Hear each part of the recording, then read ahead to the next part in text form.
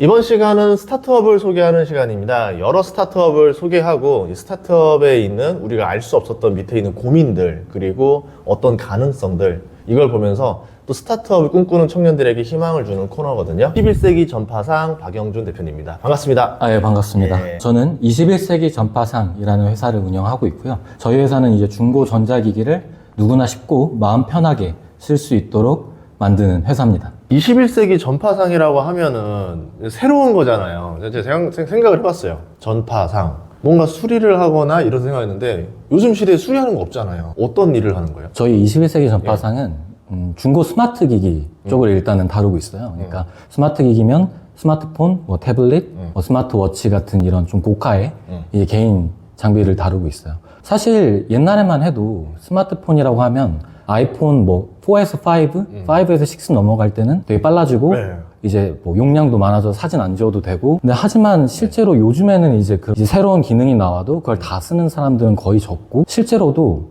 아이폰 11 이후로는 체감 성능이 거의 없다라는 연구 자료도 정말 많이 있어요. 그래서 사실 지금 이제 와서는 이제 뭐 예전 아이폰 새 거 사면 사람들이 이거 어떠냐 이러면서 뭐 자랑도 하고 그랬지만 사실 요즘엔 그렇지도 않죠. 이제 필수재의 영역으로 넘어갔다고 봐야 될 것 같아요. 근데 요새 옷들도 보면은 품질이 좋아져가지고 중고로 옷을 사서 써도 품질 좋아서 많이 사고 이래서 많이 거래가 활발하거든요. 네네. 그러면 진짜 스마트 기기들도 그런 시장이 활발한가요? 국내 스마트폰만 연평균 1000만 대가 팔려요. 네. 보통 1000만 대에서 1200만 대 정도가 팔리고 100만 원씩만 해도 10조 원어치가 팔립니다. 되게 엄청 큰 시장이고 거기서 이제 나오는 중고 스마트폰만 2, 3조 원어치가 매년 나오고 다른 스마트 기기까지 하면 이제 5조 원어치가 시장에 나오고 있어요. 근데 이쪽 시장은 생각보다 이제 정보 비대칭이 엄청 심한 영역이에요. 실제로 전문가가 아니면 이 상태가 괜찮은지 확신하기가 정말 어렵고 그렇기 때문에 불투명하고 불안할 수밖에 애초에 없는 시장인 거죠. 전자기기 같은 경우도 보통 이제 거래해서 하는데 뭐 잠깐 뭐 거기서 잠깐 확인하는데 그 짧은 시간 안에 문제를 빨리 파악 못하면 그쵸. 당하는 거잖아요. 그냥 좀 비싸더라도 그냥 새 거 사는 이유가 많았거든요. 맞습니다. 그 중고를 좀 기피하게 되는 현상이 있었던 것 같아요. 맞습니다. 그래서 저희 회사가 하는 역할이 방금 전에 말씀 주신 중고차처럼 저희 중고 스마트 기기, 중고 전자기기도 일반 사람들과의 전문가의 정보 비대칭이 심하기 때문에 저희 이제 SK 엔카 아시죠? 그런 역할을 한다고 보시면 될 것 같습니다. 다 검증을 해주고 문제 없다라고 이제 맞습니다. 보증을 해준 다음에 판매를 한다. 네, 맞습니다. 중고 매매상들이 이제 중고 전자기기 업자들이 많이 입점해 있고 저희가 중간에서 그걸 받아서 검수하고 보증해주는 역할을 해주고 있습니다. 그럼 보증을 얼마나 해주는 겁니까? 1년? 보증은 되게 다양한 방식으로 하고 있는데요. 기본 보증이 이제 1년 제품 보증을 해주고 있고, 그리고 심지어 이제 중고는 저희가 눈으로 봐야 마음이 안심되는 거 있어서 이 기본적으로 7일 무료 반품을 하고 있습니다. 그래서 보고 뭐 이 기스가 마음에 안 든다거나 상태가 내 생각과 다르면 그냥 그 무료로 이제 반품해 줄 수 있는 정책도 하고 있고, 실제로 저희 회사의 이제 가치가 중고 전자기기를 살 때 새 제품 수준의 이제 만족도를 갖게 하자. 이제 만족도라고 하면 뭐 다양한 게 있겠죠. 뭐 가격, 뭐 성능, 신뢰도 뭐 이런 것들을 갖게 하자는 게 저희 모토입니다.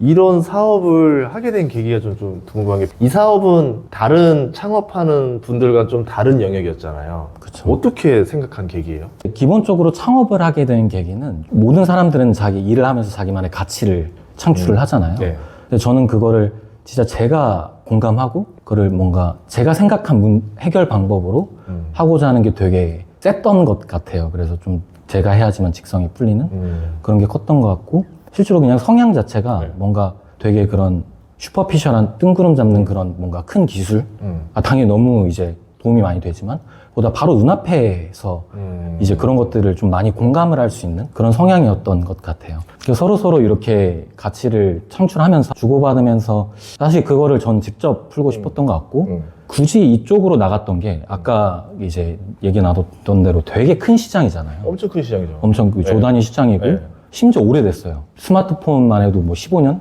16년 됐고 한 20년 정도 된 되게 오래되고 큰 시장인데도 아직도 이 IT라든가 스타트업 같은 이런 손길이 닿지 않은 되게 불투명한 시장이다. 기성업체들이 고객을 쉽게 기만하고 있는 이런 불투명한 시장이라는 생각을 했고, 그래서 저희 같은 스타트업들이 나와서 해결할 수 있는 문제가 되게 많겠다.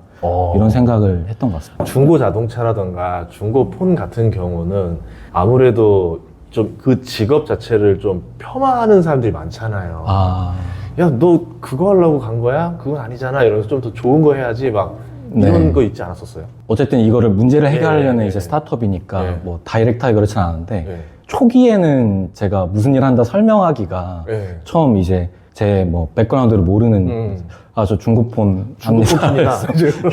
이게 사실 근데 그게 그런 면도 있었지만 오히려 그게 좋았어요. 그냥 그만큼 이게 불투명하고 사람들이 봤을 때 의심스럽고 그쵸, 그쵸. 근데 시장 규모는 엄청 크고 네. 그런 시장이란 어떻게 보면 되게 반증이기 때문에 저희는 이걸 투명하게 만들고 뭐 중고차처럼 지금은 중고차를 많이 신뢰하고 기본적으로 어쨌든 스타트업 해결할 수 있는 부분이 상당히 많구나 이런 생각들을 많이 했습니다. 근데 제가 이 생각도 했거든요. 중고를 하면은 이게 환경에 도움 줄 수 있지 않을까라는 생각을 해봤어요. 예전에 저도 뭐였냐면 제가 차를 되게 오래 타는 편인데 차를 만드는 건 전기차를 만들어도 탄소 배출이 나온다. 최고의 미덕은 그냥 차를 오래 타는 거다. 그럼 약간 스마트 기기도 마찬가지인가요? 전자기기도 정말 이제 재활용하면 환경에 도움이 많이 돼요. 스마트폰 같은 경우에 한 대를 만드는데 이제 만들고 유통되는 데까지 보통 이산화탄소가 한 80kg에서 100kg 정도까지 나온다고 해요. 정말 많이 나오는 거죠. 예. 그리고 스마트폰 한 대에는 이제 금, 뭐 은, 뭐 팔라듐 이런 되게 비싼 희귀 금속들이 많이 들어가 있어요. 예. 이것도 재활용할 수가 있는 거고 심지어 이제 중금속도 많이 들어가 있죠. 납, 카드뮴 같은 이런 중금속들도 토양 오염을 되게 많이 시킬 수가 있어요. 그럼 그냥 일반 쓰레기로 버려서 땅에 하면 안 되겠네요. 절대 안 되죠. 와. 실제로 근데 방금 말씀하신 것처럼 그런데 그게 실제로 활용되고 있지가 않아요. 재활용되고 있지가 않아요. 근데 폐 휴대폰 중에 그 자원이 재활용되는 비율이 2%밖에 안 됩니다. 사실 저희가 집에 있는 폐 휴대폰 어디다 버려야 되는지 아는 분이 있나요? 진짜 기억이 안 나요. 그 가끔 보면 마트에서 중고폰 뭐 반납하고 얼마 받으세요 이걸 봤는데 또 사람 심리가 그런 거 있잖아요. 여기 있는 또 저장됐던 것들 혹시 또 이렇게 유출되지 않을까. 그러니까 사람들이 어디다 버리지도 못하고 어딘가 막 쓰레기통에 넣고 이런 경우도 굉장히 많을 거란 말이죠. 아, 그쵸. 근데 그게 환경오염 시킨다는 생각을 전혀 못했어요. 그쵸. 근데 거기 안에 있는 게 조금만 생각해봐도 수많은 전자부품들이랑 이런 것들이 있기 때문에 환경오염도 상당히 많이 시키고 저희는 중고폰을 이제 계속 새 폰을 하나 팔면 그거를 계속 재활용. 저희는 N차 거래라고 하는데요. 새 폰을 100만 원에 팔았다라고 하면 다음 거래 때 1차 거래 때 60만 원, 2차 거래 때 뭐 30만 원, 그다음 20만 원. 그러니까 1차, 2차, 3차 이렇게 가다 보면 그만큼 자원을 재활용할 수도 있는 것이고 경제적으로 봤을 때도 그 부품들 이런 것들을 통해서 이제 계속 시장을 계속 늘릴 수가 있는 거죠. 그래서 저희는 이제 경제적으로도 국내 경제적으로도 이런 부가가치를 창출하고 있다고 생각합니다. 저는 이게 시장이 커질 수 있다고 생각하는 게 예전에는 다 폰 하나만 가지고 사람이 했는데 여행도 많이 늘어나고 이제 뭐 요새는 열 N잡 나오니 뭐 이런 친구도 있다 보니까 개인정보를 위해서는 몰라도 세컨폰을 가진 사람들이 그렇게 많아졌어요. 아, 그렇죠. 저도 이제 여행 뭐 유튜브 하거나 이럴 때 보면은 이 메인폰을 들고 다니다가 여행에서 절도를 맞거나 잃어버리면 큰일 나니까 네. 여행 갔을 때는 세컨폰으로 최대한 활동을 하고 이제 이거 안전하게 두는 거죠.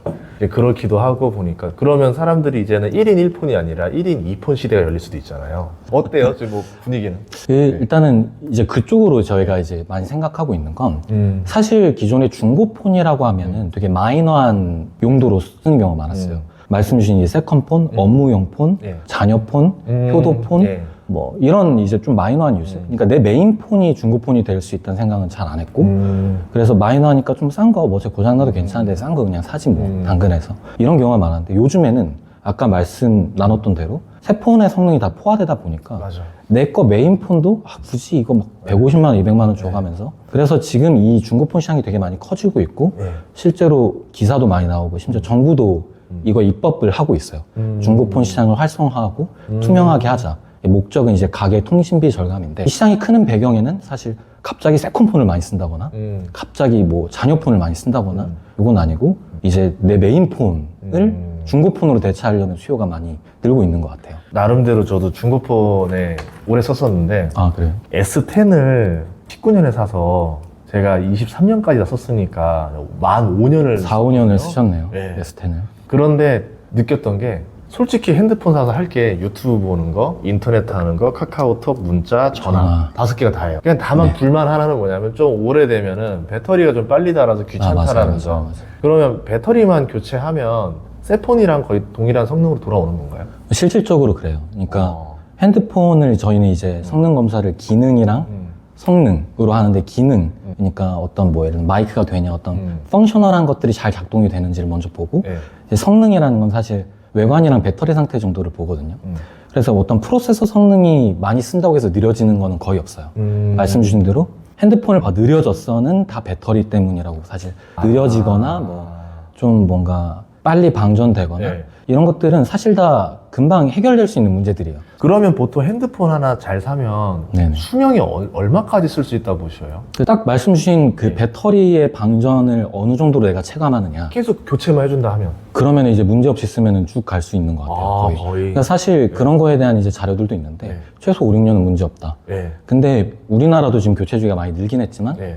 이제 한 3년 반 정도 된 것 같아요. 그거보다 아직 한참 빠르죠.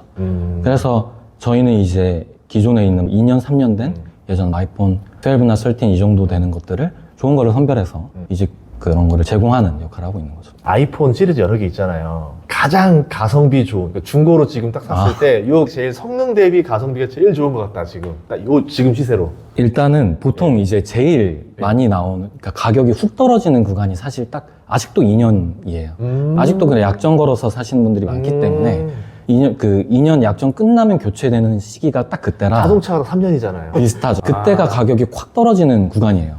그래서 지금 아이폰 기준으로 15가 나왔는데 네. 14도 가격이 많이 내려가긴 했지만 13은 그 1년 내려간 것보다 더 내려간 거죠. 그래서 지금 13 라인이 제일 가성비가 제일 좋다. 그러니까 사실 그냥 기스 하나 나면은 그냥 막 10만 원 깎이거든요. 근데 실제로 중고폰 가격을 보면 저희 S급은 거의 기스가 아예 없는 상태고 A급은 좀 실기스가 있는 상태, B급은 좀 눈으로 보이는 기스가 있는 상태인데 그 가격 차이만 해도 거의 10만 원 이상이 나버려요. 그러면 이제 기능은 거의 동일하고 예. 그러면 이제 그게 좀 덜 민감하다. 어제 케이스 끼우면 안 보이지 않냐? 라고 하면 중고폰은 되게 더 합리적인 선택이 될 수 있죠. 근데 이게 직거래를 하는 가격보다는 아무래도 인증을 하다 보니까 가격이 조금 더 비쌀 거 아니에요. 네, 그렇죠. 어느 정도 차이가 나는 거예요? 저희는 이제 가격을 저희가 정하지는 않아요. 아까 말씀드렸던 SK엔카처럼 중개 플랫폼이기 때문에 그 밑에 있는 이제 매매업자들이 가격을 책정하는 구조로 되어 있고 그 업자들을 계속 입점시키고 거기서 이제 저희 플랫폼 내에서 자연적으로 가격 경쟁이 이루어지는 구조라 적정 가격이 맞춰지는 구조예요. 근데 말씀 주셨듯이 당연히 이제 개인 간거래. 네. 사실 중고차라 하더라도 개인 간거래 하는 게 제일 싸겠죠. 근데 저희도 당연히 개인 간거래보다는 가격이 높은 편이에요. 하지만 어차피 새 제품을 살 대안으로는 C2C 거래를 정말 할 수 있을까? 미개봉이 아닌 이상해야. 그래서 저희는 그 중간에서 그런 새 제품 정도의 신뢰도와 충분한 가성비를 추구를 하고 있고 뭐 그 사이에서 가격대가 형성돼 있다 볼 수 있습니다. 왜냐면 이제 중고 시장이라는 게 이제 어떻게 보면 가격에 굉장히 민감한 시장이라서 경쟁도 치열할 것 같고 이제 여러 가지 이제 압박도 있을 것 같은데 이제 스타트업을 했으니까 이런 거 있잖아요. 이게 돈이 된다 싶으면은 조금 있으면 금방 다 따라오고 뭐 이런 경우도 많거든요. 예. 그러면 이제 그거를 경쟁을 이겨낼 수 있는 노하우 좀 어떻게 준비하고 있나요? 사실 지금 국내 중고 전자기기 시장에는 표준이 없어요. 어떻게 보면은 업체마다 S급, A급, B급 이렇게 나누는데 사실 주관적이기 때문에 다 기준이 다르고 보증 내용이라든가 보증 기간도 다 달라요. 근데 저희는 이제 많은 업체들이 입점을 해 있고 그 표준을 맞춰 나가고 있어요. 그리고 저희는 저희 제품을 파는 게 아니라 중간에서 보증해주는 제3자 전문가가 보증해주는 역할을 하기 때문에 그걸 고객 기준에서 정말 높은 기준으로 맞출 수가 있어요. 그래서 저희 기준들을 표준화하고 있다. 국내 기준을. 예. 그게 첫 번째인 것 같고요. 그리고 또 저희는 매입 경쟁을 하고 있잖아요. 어떻게 보면 중고 예. 전자기기 이제 매매상들은 예. 싸게 사서 비싸게 팔아야 돈이 남는 구조고. 그렇죠. 그러니까 좀 애매한 상태도 좋은 거라고 하고 팔아야 되는, 예. 그래야 예. 돈이 더 남는 구조죠. 예. 예를 들면 뭐 중고차 매매상이랑 예. 똑같은 거죠. 근데 저희는 이제 중간에서 그거를 봐주고 제3자가 괜찮은지 인증해주는 역할을 하고 있기 때문에 그러니까 파는 사람, 사는 사람은 이제 플랫폼인 거고, 난 네. 여기서 중간에서 품질 검수로 해주는 회사다. 맞습니다. 그래서 고객 친화적일 수가 있는 거죠. 진짜 고객 입장에서 정말 괜찮은지 네. 그걸 봐주는 역할을 하는 거기 때문에 사실 그렇기 때문에 좀 더 퀄리티가 훨씬 높아질 수밖에 없는 것 같아요. 심판이라 생각해야 되겠네요. 네, 맞습니다. 네. 스포츠 경기를 치면 비싸게 팔아야 되는 사람과 싸야 되는 사람, 사야 되는 중간에서 우리는 공정하게 품질에 대해서 공정하게만 딱 해줄게, 보증해줄게. 맞습니다. 그러니까 저희 회사의 이게 존재 이유가 중고 전자기기의 신뢰도를 새 제품만큼 높이자이기 때문에 네. 저희는 거기에 되게 스트릭하게 가고 있고 네. 그렇기 때문에 고객 편애로 갈 수가 있는 거죠. 그럼 이 품질 검수를 하는 거를 사람이 그 회사에서 직접 나와서 일일이 다 보는 거예요? 어떻게 하는 거예요? 저희가 이제 고객이 주문을 하게 되면 저희 파트너로부터 주문한 제품이 바로 저희 검수 센터로 오게 됩니다. 저희 실제 오프라인 검수 센터가 있고 거의 입고돼서 검수 후에 문제가 없으면 저희가 보증을 붙여서 이제 나가게 되는 거죠. 보증의 주체가 저희고 네. 저희가 직접 눈으로 봤기 때문에 그래서 고객분들은 훨씬 더 믿을 수가 있는 거고. 스타트업들이 이제 제가 느낀 게 뭐냐면 많이 망했어요. 많이 좀 어렵기도 하고 왜냐하면 너무 큰 목표를 많이 가지기도 하고 그 유지비도 너무 많이 들어가고 그렇게 되는데 스타트업을 또 해보시고 나서 느꼈던 좀 창업의 비법 있을까요? 두 가지인 것 같아요. 그러니까 스타트업을 시작할 수 있는 이유와 아직까지는 안 망하고 있는 뭐 저만의 생각 이 두 가지인 것 같은데 첫 번째 스타트업을 할 수 있는 거는 문제 해결에 대한 되게 욕심인 것 같아요. 되게 뻔한 얘기긴 하지만 어떤 문제가 보이고 그걸 이렇게 해결하면 되겠다라는 어떤 방식이 보이면 바로 실행을 해보는 거죠. 조그맣게라도. 이게 되게 뻔한, 되게 많이 하는 뻔한 얘기긴 한데 완벽하려고 하지 말고 그러니까 조그맣게라도 해보고 이제 보완하면서 나가라 라는 게 사실 시작할 수 있는 비결? 완벽하려고 했으면 못했을 것 같아요. 그리고 이제 하면서 이제 많이 느끼는 것들도 있어요. 사실 저도 이제 스타트업 씬에 있다 보니까 많은 주변에 이제 그런 커뮤니티라든가 대표분들도 계시고 예전 스타트업의 그런 성공 방정식 이제 투자를 받으면서 미래의 비전과 미션을 보면서 이제 묻고 더블로 가는 이런 그렇죠. 성장 방정식을 소프트뱅크 방식. 사실 이제 코로나 전후 그때 이후로 해서 그것들이 많이 없어지는 분위기고 이제 벤처 캐피탈 쪽도 이제는 뭐 그런 좀 뭔가 허황된 거를 믿기보다는 실제로 이게 가치를 창출할 수 있냐? 결국에 스타트업이라고 해서 우리가 뭐 회사라는 건 수백 년이 됐잖아요. 제 개인적인 의견인데 회사는 결국에 가치 창출을 위해서 개인이 하기 힘드니까 분업을 통해서 모인 집단이라고 생각을 하는데 어떤 막 비전, 뭐 미션, 무슨 거창한 조직 문화, 뭐 스타트업스러운 문화 사실 그런 것들이 너무 덕지덕지되면 그게 좀 뭐라 그래야 될까요? 뽕만 찬다고 해야 될까요? 이게 저만의 생각입니다만 결국에 이제 유지될 수 있는 건 가치를 창출해서 그거에 대한 보상을 받고 그걸로 회사가 유지되고 더 키우고 할 수 있는 것 같아요. 그래서 어떤 정말로 우리 회사가 어떤 가치를 만들고 있는가? 그게 고객 입장에서 그 제대로 전달이 되고 있는가에 많이 집중을 하는 게 좋지 않을까라는 생각을 하고 있습니다. 그럼 지금 하고 있는 스타트업은 흑자를 내고 있는 건가요? 뭐 지금은 BEP를 넘어가는 단계라고 볼 수는 있을 것 같고 그럼 적자 손실이 난다고 크지 않은 단계라 봐야 되겠네요. 네, 지금 상황에서는 사실 저희도 당연히 투자를 받아오면서 성장한 이제 스타트업이기 때문에 그래서 저희가 그래도 포커스온 하는 거는 거창한 것보다 현실적인 문제들 고객 뭐 VOC라고 하죠. 이제 고객 문제들을 듣고 그거를 해결하는 거에 좀 더 초점을 맞춰져 있는 것 같습니다. 지금 투자를 받았다고 하셨으니까 투자를 받기 위해서 그러면 사업 보고서 발표하고 막 발표했을 거 아니에요. 맞습니다. 근데 그때 이제 VC들이 심사를 할 때 막 공격적인 질문 되게 많이 했을 거 아니에요. 그렇죠. 좀 날카로웠던 질문도 어떤 것들이 있었어요? 당연히 이제 기본적으로는 제일 쉬운 질문 네이버가 하면 어떻게 할 건데 카카오가 대기업이 하면 이제 사실 저희 같은 기술 기반 기업이 아닌 저희가 특허가 있거나 정말로 우리만 할 수 있는 AI 기술이 있지 않는 한 따라 할 수 있다라는 게 스타트업에서는 해칭하기가 제일 어려운 이제 포인트인 것 같아요. 특히 뭐 저희 같은 그런 비즈니스에서 그런 것들 질문들이 많이 있었던 것 같고 사실 이제 그래도 초기 기업들한테 이제 보통 투자자들이 많이 물어보는 질문은 초기 기업 같은 경우에는 이 시장이 얼마나 커? 그리고 너가 해결하고 싶은 문제는 얼마나 잘 정의돼 있어? 실제로 너가 알아봤어? 그걸 풀기 위한 팀은 어때? 이런 거가 좀 많이 물어보는 질문인 것 같고 그 다음에 이제 수많은 공격들이 있죠. 이제 발표를 하면 이제 발표하고 집에 오면 너덜너덜해질 정도로 그래서 얻어 터지고 이렇게 들어오는 경우가 많고 그러면서 계속 보완을 해나가는 것 같아요. 그러니까 논리만 만드는 게 아니라 진짜 그거를 이겨낼 수 있는 정말로 어쨌든 어떻게 보면은 투자자라는 게 그냥 돈을 벌기 위한 게 아니라 그래야 돈을 벌 수 있다는 게 이미 되게 수십 년간 학습이 되어 있는 질문들이기 때문에 그거를 되게 건강한 방법으로 정말로 고객 입장에서 그래서 사실 제일 강했던 질문은 그거 같아요. 투자자한테 말할 수 있는 것 중에 내가 구글링 해보니까 이렇더라. 시장 규모가 이렇더라. 성장하고 있더라. 1도 안 먹히고 고객한테 만나보니까 이렇더라. 난 만나봤다. 난 해봤다. 실제로 그래서 이런 문제가 있다.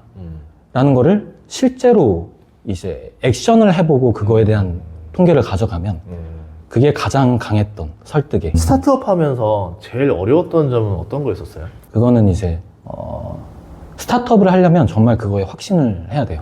이건 되겠다. 그래서 확신하는 자세가 필요한데 그러려고 정말 많은 조사도 하고 고객 설문조사도 하고 실제로 눈으로 보고 스스로의 확신이 강하죠. 이건 이 아이템은 된다. 확신을 이런 강화하는 자세가 사업을 끌고 나가려면 정말 필요한 추진력인 것 같아요. 근데 그러다 보면 아집이 생기는 경우가 되게 많아요. 안 되는 거 아는데 그냥 고집상 밀어붙이는구나. 스스로가 이미 너무 확신을 가지고 있기 때문에 이게 안 되는 건 내 탓이 아니라 세상 탓인 거죠. 근데 그렇게 해서 잘 안 되는 경우가 되게 많았던 것 같아요. 근데 사실 저희 회사도 그러니까 뭐 되게 많은 조사를 하고 고객 설문조사를 하고 서비스를 출시했지만 그 시장에서 안 먹히는 경우가 많았던 것 같아요. 근데 그건 저희의 부족함이고 그러면은 어떤 게 잘못됐지?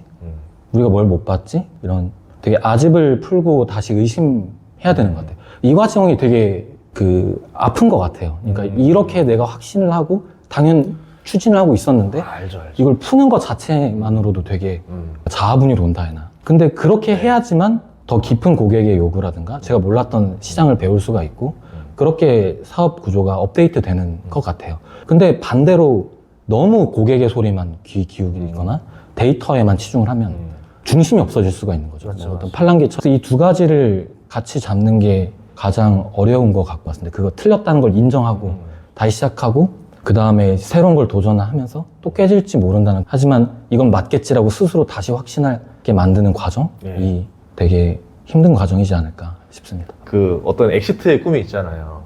어떤 목표를 갖고 계세요? 저희 회사의 어떤 목표는 이제 처음에 말씀드렸듯이 이런 중고 전자기기 자체의 신뢰도를 올리고 이제 일반 분들도 이거에 충분히 믿고 쓸 수 있게 만들어서 뭐 자원순환이나 뭐 경제적으로 왼차 거래든 이런 부가가치를 만드는 게 이 기업의 목적이고, 이 기업은 기업적으로 봤을 때는 이 기업이 계속 잘 돼서 사실 없어질 수는 없는 분야인 것 같아요. 이게 사실 스마트폰이 없어지고 VR 쪽으로 넘어가건 어떤 방식으로 넘어가도 사실 그것들은 소유권이 이전되는 시점이 있을 것이고 그 전자기기는 항상 전문 영역으로 남을 거예요. 그래서 저희는 이 긍정적인 이런 부가가치를 지속적으로 이 회사가 갈 수 있게 만드는 게 목적이긴 해요.